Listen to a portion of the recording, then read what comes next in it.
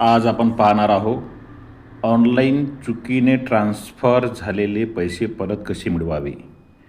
तर आजच्या काळात सगळीकडे ऑनलाईन व्यवहार वाढलेला आहे. ऑनलाईन व्यवहार करताना कधीकधी आपल्याकडून चुकीने काही अमाऊंट ट्रान्स्फर होतात. ते UPIद्वारा असो किंवा आपल्या ATM कार्डद्वारा असो.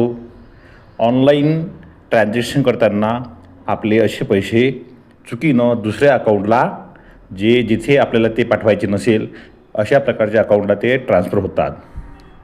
मग असे ट्रान्स्फर झालेले पैसे आपल्याला परत कसे मिळवता येईल यासाठी आपल्याला हा आजचा व्हिडिओ पाहायचा आहे.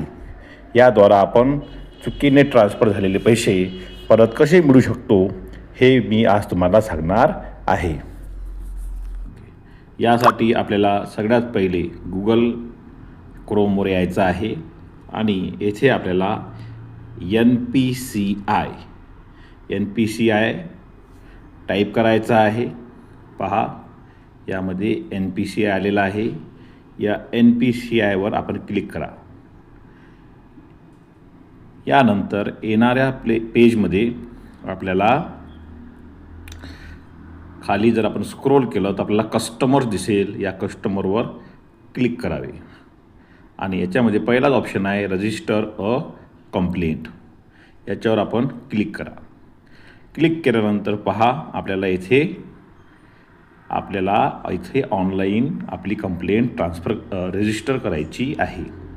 तर यामध्ये दिलेलं आहे सिलेक्ट प्रोडक्ट, म्हणजे आपले चुकीचे पैसे कशाद्वारा गेलेले आहे. ATMद्वारा गेलेले आहे, रुपे कार्डद्वारा गेलेले आहे, IMPSद्वारा गेलेले आहे की AEPSद्वारा गेलेले आहे.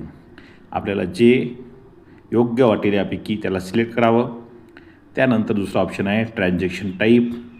ट्रान्झॅक्शन टाईपमध्ये आपला जो ट्रान्झॅक्शनचा टाईप असेल तो आपण सिलेक्ट करावा. त्यानंतर जर आपलं ट्रान्झॅक्शन कार्डनुसार असेल तर कार्ड रिलेटेड इन्फॉर्मेशन आपल्याला इथे सबमिट करायची आहे. First 6 digit of your card, नंतर last 4 digit of your card.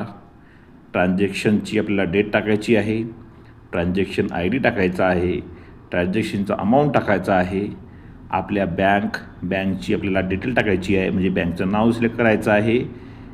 बँकचं now select केल्यानंतर आपल्याला अकाउंट नंबर आपल्याला सेव्ह करायचा आहे आणि दिलेला कॅप्चा आपल्याला इथे लिहायचा आहे आणि सेव्ह अँड प्रोसीडवर क्लिक करायचं आहे. हे केल्यानंतर आपली जी कंप्लेंट आहे ती ऑनलाईन NPCI या संकेतस्थळावर रजिस्टर केल्या जाईल आणि त्या कंप्लेंटवर योग्य ती पूर्ण चौकशी केल्यानंतर 72 तासाच्या आत आपले पैसे आपल्या अकाउंटला परत येतील. म्हणजे अशा रीतीने आपण चुकीच्या पद्धतीने ट्रान्स्फर झालेले ऑनलाईन पैसे आपण परत मिळवू शकतो.